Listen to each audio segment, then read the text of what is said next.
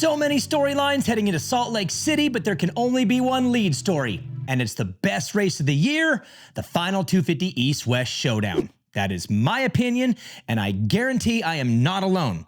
Of course, we have Anaheim 1, Red Bud, and Motocross of Nations, races on the schedule that are can't-miss bangers.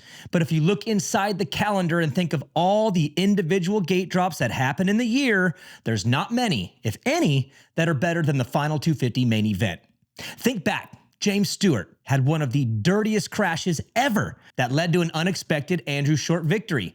Zach Osborne crashed in the first turn, rode his heart out for 15 minutes, then snatched the championship away from Joey Savacci 7 seconds from the checkers. By far the wildest race I've ever seen live. And of course, the Adam Cincerillo heartbreaker that led to Dylan Ferrandis' first 250 Supercross Championship. This race gives us way more than it doesn't. It's perfectly unpredictable. And once you peel back the onion a bit, you see that this Saturday sets up good. Of course, the big and obvious story is RJ Hampshire and Levi Kitchen, a true one-on-one winner-take-all where no silly math will affect the outcome. Toss out the calculator, it's 15 minutes and a lap. Figure it out, boys. The best part? Everyone on the gate has a point to prove this Saturday night and could care less about RJ and Levi. You think Jordan Smith and Joe Shimoda are stoked to be battling for third in points this weekend? No way. You think Danger is stoked to see Tom Vial cruise in the East title while all the bright lights shine on a couple 250 West guys? Stay clear of the danger zone this Saturday, boys. I don't think this one's going to miss. There's too many dudes desperate for a win or a podium, and I think RJ and Levi are about to race through landmines, and that's how it should be. Big pressure, the biggest of their lives, every move matters. So outside of the title fight, where's the juice in the final 250 race of the Supercross season? To me, there's sneaky matchups that matter more than just a series points battle. Yes, the Cody Schock, Pierce Brown, and Max Anstey battle for third in points is neat, but not super intriguing to me. The battle between Joe Shimoda and Hayden Deegan is. The battle between Jordan Smith and Max Anstey is. And the rematch between Daxton Bennick and Juju Beaumare is. The juicy matchups are East versus West, and that is where my eyes will be on Saturday night. First up, Joe Shimoda versus Hayden Deegan in the expectation battle. Both had it big coming in, and both are coming up short this season. Joe made the move to Honda, who hadn't lost a title in years with the Lawrences, and the expectation was to win it all. Well, with a bad A1 and an even worse San Francisco, a pretty decent season overall looks like a fail, even more so after watching him smash in Denver. Deegan was incredible as a rookie, won SMX, so as a sophomore, the expectation was to win everything. That was my expectation, theirs too. But a wrist injury, a first-turn crash, and a mix of highs and lows, and he's most likely number 2 again. Both could use a nice little flex on the way out the door, and it wouldn't hurt to give a glimpse of what's coming in 2 short weeks, the Pro Motocross Championship, where both are considered title favorites. A win in Salt Lake City is a huge bump for Paula, and both know this. How's their history in the building? Well, Shimoda won his first Supercross in Salt Lake City in 2021. Danger won the East Heat race last year, which is technically a main event. So yeah, both are good here. Both need this, and neither give a damn about RJ and Levi. Next up, it's Jordan Smith versus Max Anstey in the Christian Craig spot battle. Star loves them an older dude who shreds, that somehow has eligibility to race 250s, and Craig made it work. Jordan was up next, but after 2 years, he just hasn't been able to get it. So out with the old, in with the new, Max Anstey gets the Craig spot. And you know Jordan ain't stoked.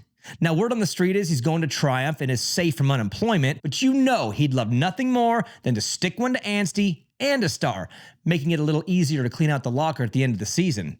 Leave the trophy on the bench. Flip to Max, there's a dude who would love to show the bosses they made the right decision, and a back-to-back win in Salt Lake City would not only do it, but it would move him to the top of my 250 Supercross hierarchy. Yes, number 1. If he wins again this Saturday, in elevation, on that privateer Honda, I'll make it official and call him for a 2025 championship, either coast. But this Saturday, it's Smith versus Anstey. That's the battle I'm watching. Next is the rematch between Daxton Bennick and Juju Beaumare. This story between Dax and Juju and their factory rides with Star and KTM is beyond intertwined. And every time these two race, it matters. Last year's Futures finale had a huge build-up after the boys split wins in the season main events 2-2, and Salt Lake City was supposed to settle the score. Well, they both got a little too excited and crashed out on the first lap. Casey Cochran said thank you very much, while the boys played in the mud. Well, here we are, a year later, and it's 15 minutes to battle it out, and I, for more reasons than anyone, will be watching this one close. The 450 championship is dead to me. I'm done with it. Thank you, Jett. 3 straight snoozers, and I'm out. Come on, y'all don't feel that way, do you? Yes, I was fired up 3 weeks ago when Jett and Cooper tied. Yes, I'm disappointed now in how it's turned out, but hell yes, I'm still fired up for this Saturday. It's going to be a better final than you think. There are guys on the gate who have to end this season strong, and with Jett in possible management mode, this thing is way more up for grabs than you think. One rider who I don't think has a shot this Saturday is Cooper Webb, who has a pretty crappy injury actually, an injury he's had for over a month now. So I understand why these riders hide things, but I still really hate the secrecy. But let me ask it to you this way. Do you look back and wish you knew? As a fan, would you rather have known that Webb was hurt and that the likely outcome was a 3-race donut win streak and this late season title fight was never really as close as the points made it feel? Or would you rather have not known about the injury and had hope, like I did, thinking Coop had a real shot when they were tied leaving Foxborough? It's kind of a tough question to answer, but I guess I choose hope. It sucks to look back and know the hope was fake and that this thing has been over for about a month, but I enjoyed Nashville and I enjoyed Philly, believing Coop might strangle this kid and win his 3rd title. I like to have hope. I'd rather have hope. And just think how close he got with the injury he's had since Birmingham. Valiant effort, and we all enjoyed the ride. Thank you, Coop. But this Saturday in Salt Lake City, the 450 win is up for grabs in my opinion, since Jett loves to take the suspense out of championship nights. Chase Sexton would be the pick to win it. The speed is coming around, and yes, he tucked a couple fronts in Denver, but if Jett protects the title in any way, Chase should win this. This would be the last Supercross of the season, but it's the bridge into the summer and a final race test for 2025. A win on Saturday night would do a lot for Sexton. It puts a Band-Aid on his confidence, which he needs right now, bad. Sometimes you just gotta fly home with the trophy to say, all right, this wasn't great, but we're good.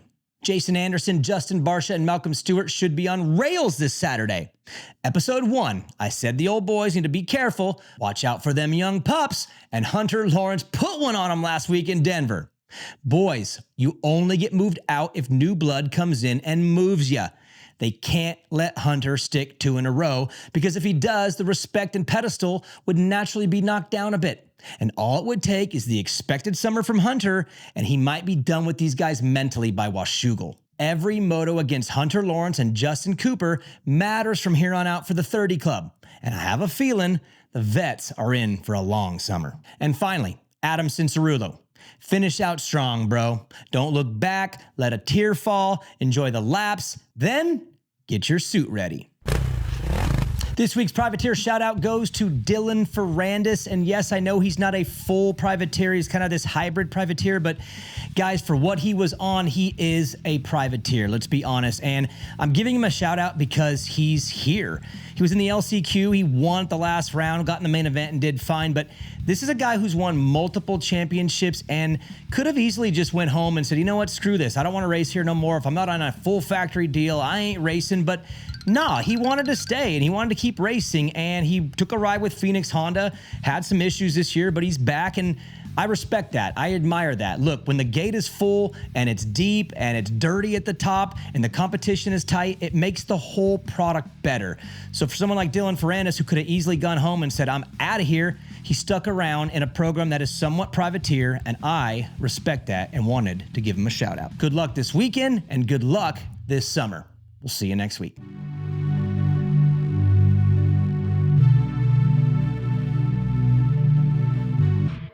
Thank you so much for watching this show. If you liked it, press the like button. And if you want to subscribe, then press the subscribe button. Share it with your friends, with your family, and grandma. Make sure you send it to grandma. Grandmas love everything Main Event Moto does. All you Motoheads out there, we are still rocking and rolling at Main Event Moto. You can go to patreon.com/Main Event Moto. We do 2 shows a week now, and both of them are live streamed. Patreon.com/Main Event Moto, and we will catch you on the next show.